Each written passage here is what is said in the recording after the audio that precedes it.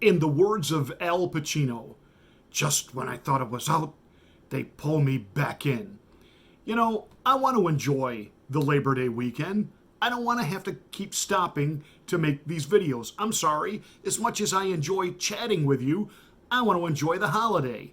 Because we certainly know that the Democrats, the lying legacy, corporate, corrupt mainstream media, and politicians with a political agenda in mind, whether they be actual politicians or career scientific experts who are actually politicians, i.e., Dr. Fauci. And let me just say right here, right now, I would trust Dr. Pepper over Dr. Fauci. They seem hell-bent on us never being able to enjoy our lives again. They stole Easter, they stole the summer, they probably have plans to steal Christmas. It's unconscionable what they've done. But I wanted to enjoy Labor Day. But no, I got to deal with the fact that once again, the lying legacy, corporate, corrupt mainstream media is out to destroy the president. So here we go.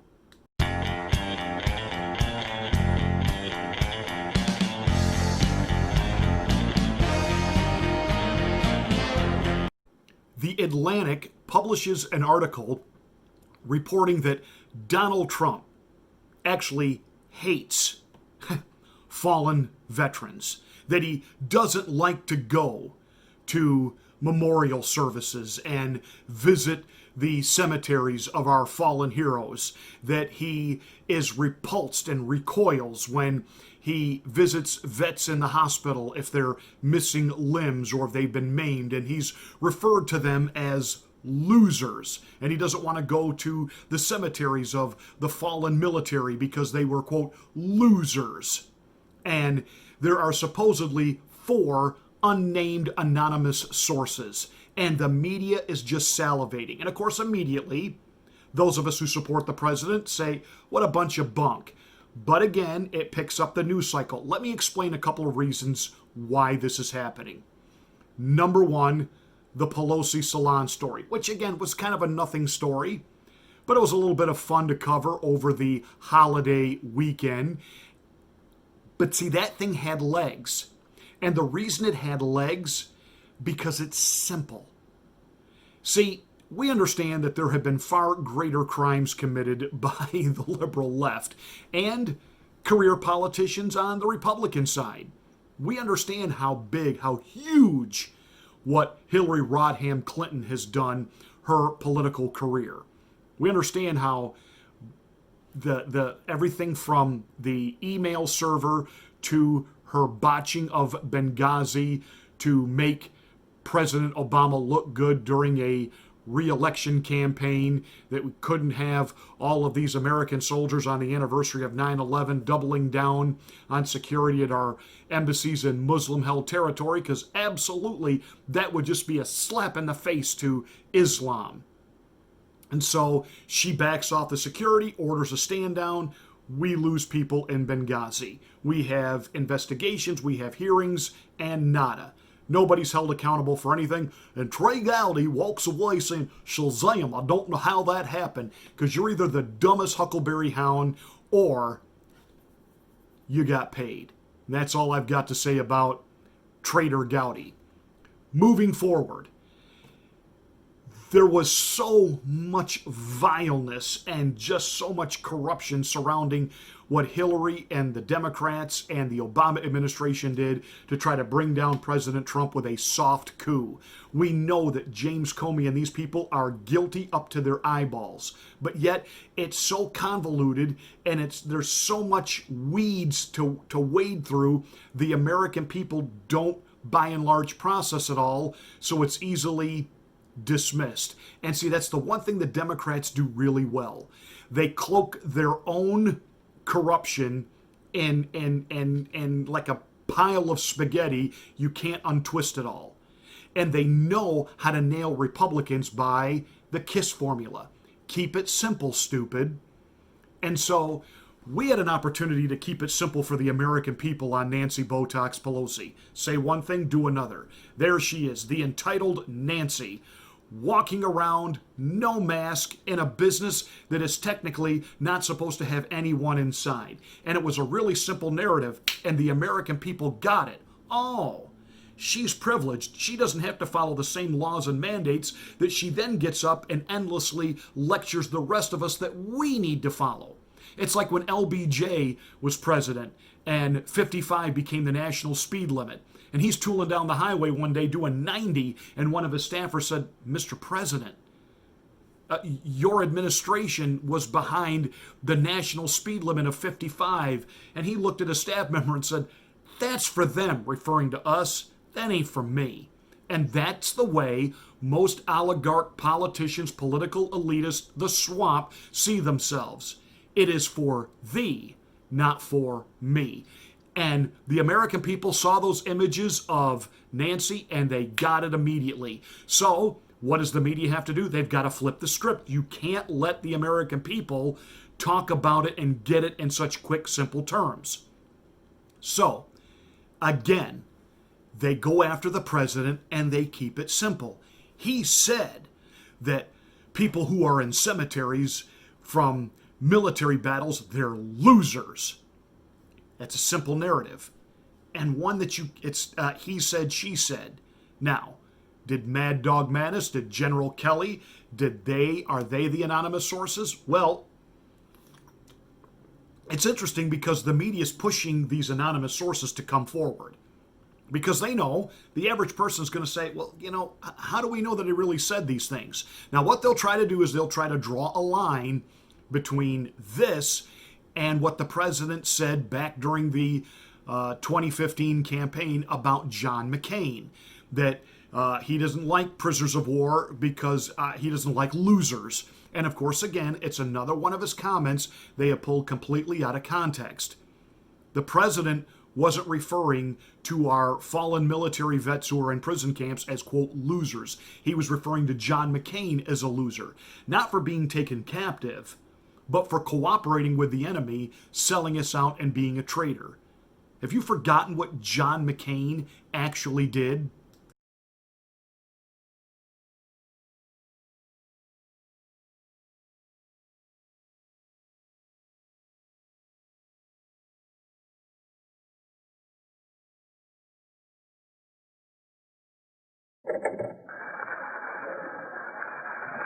To the Vietnamese people and the government of the BRVN, from John Sidney McCain, 624787, Lieutenant Commander, U.S. Navy, born 29 August 1936, Panama, home state, Florida. Shot down 26 October 1967, A4E aircraft. I, as a U.S. Airman, am guilty of crimes against the Vietnamese country and people. I have bombed their cities, towns, and villages and caused many injuries, even death, to the people of Vietnam. I was captured in the capital city of Hanoi while attacking it. After I was captured, I was taken to the hospital in Hanoi, where I received very good medical treatment. I was given an operation on my leg, which allowed me to walk again, and a cast on my right arm, which was badly broken in 3 places. The doctors were very good, and they knew a great deal about the practice of medicine. I remained in the hospital for some time and regained much of my health and strength. Since I arrived in the camp of detention, I have received humane and lenient treatment. I received difficult treatment and food even though I came here as an aggressor, and the people who I injured have much difficulty in their living standards. I wish to express my deep gratitude for my kind treatment, and I will never forget this kindness extended to me. Sorry there, Megan. I know you and the gals over at The View want to try to uphold your father and prop him up as some kind of false fake hero. He's not a fake hero. By the way, Mad Dog Mattis is not a hero. These career military politicians that have put us in one endless war after another, their decisions, their advice to George H.W. Bush and George W. Bush and even Barack Obama. How long have we been retaliating for 9/11? How long have we been stuck over there? And here comes President Trump, who is an enemy of the industrial military complex, because he doesn't want endless wars. And it isn't a disregard and a disrespect of the military. He treasures our greatest national treasure. the young men and women who put that uniform on to defend us. And he's not anti-war in the sense that if we were attacked, he wouldn't retaliate and, well, let's just hug everybody and try to understand that the reason we were attacked by Muslims is because, we're the great Satan. No, no, no, no. No. If we're attacked, he will defend us. What he doesn't like is this endless intervention that we have around the planet where we're going to topple governments and we're going to induce regime change. And every time we do that, we just destroy the Middle East. By the way, isn't it interesting that this story comes out now as the president has scored one of the biggest foreign policy wins ever, these new peace deals between the Arab states and Israel. And is the media talking about it? No. What is the media doing? They're asking dementia Joe Biden, whose family, by the way, ought to be in prison for elder abuse. They're asking him, what does it do to your soul to hear the president say such vile things about our fallen heroes? And right away, he laments. How do you think I feel? How would you feel? How do you feel right now? This is awful to have a leader like... You're assuming he said it? You're assuming he did it? See, Joe Biden can't go mano a mano with the president based on record and accomplishment. Because number one, Joe has none, and the things he did do destroyed the black community. He didn't want busing, not because he thought it was a bad idea. He didn't, quote, want the kids, his own kids, going to school, quote, in the jungle, and he said it. He was rubbing shoulders with the very Klansmen who wanted to lynch people like Martin Luther King back in the day. And yet, he has the audacity to call Trump a racist. Because again, young people don't know their history. And so, his other track record of his famous crime bill, which disproportionately affected black families, destroyed them. So he doesn't want you thinking about that. Doesn't want you talking about that. He can't go record for record. He can't build what Donald Trump has built. He can't do what Donald Trump has done. And Donald Trump is ending these endless wars in the Middle East. He's actually bringing our soldiers home. Joe Biden said, how would you like to be the parent of a soldier in Afghanistan right now? Well, good, because they're coming home under President Trump. They didn't come home under Barack Obama or the Bush dynasty. So the military-industrial complex hates this president. So out this comes. Oh, he has this disdain. Really? Do you really believe that? You don't think John Bolton would have blabbed that by now already? You don't think Mad Dog or John Kelly would have blabbed that everywhere by now already? Remember when they were releasing their PSAs that the president had no right to send the military in to stop, quote, peaceful protests? They signed their name to that. And of course, the writer of the Atlantic story, they don't want to be harassed on Twitter. So let me get this straight. We're supposed to believe that guys like Mad Dog Mattis and John Kelly, they can lead thousands of men into battle and face the enemy and be shot at and blown up. And they're worried about some tweets? First of all, let me just gut instinct. I don't think there are any sources. I don't even think Mad Dog Mattis, who doesn't like this president, I don't even think he would say this. I think there are no sources. This reporter knows it. The whole thing is a canard. It's a lie. It's a setup to try to take down the president. Because again, it's a simple story and it's a he said, she said. And what it will really do, ultimately in the end, it gives Biden something to talk about besides his record. It gets the focus off of Nancy. It isn't going to hurt President Trump with his base. And, are they trying to, get some of the younger members of the military to turn their back on the president? Well, yeah, okay. All right. We'll see. The president is vehemently denying it. He's angry about it. And he said if anybody from his administration did say it, they're just losers that he fired. But the president is adamantly angry. And I think veterans who know this president, the veterans who have been lying at Walter Reed, and the president goes and visits them, the veterans know that the president is with them and that he doesn't consider them losers. John McCain was a loser because he was a traitor. Mad Dog Mattis is a loser because he is the architect of these perpetual wars that never end. You know, we're told he's a big hero and he's done this and he's done that. What were his victories? What did he actually accomplish?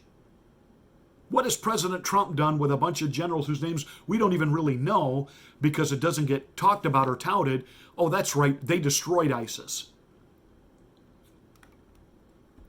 8 years Obama couldn't destroy ISIS. Trump did it in his first term and only a few months into his first term. Because Trump cares about our American treasure, the American lives of our men and women in uniform, as well as the fact, why are we financing wars all over this planet? No, the military-industrial complex, they hate this president. The swamp hates this president. And I don't even know if they got together on this thing. I think this reporter just made it up. Just made it up. And he's getting his 15 minutes of fame as he gets to make the cable news circuit. But at the end of the day, who are these so-called sources? Is it Vindman, the ex-military ambassador who's now out? Who? Yeah, it's what I thought. Can I get back to Labor Day weekend now?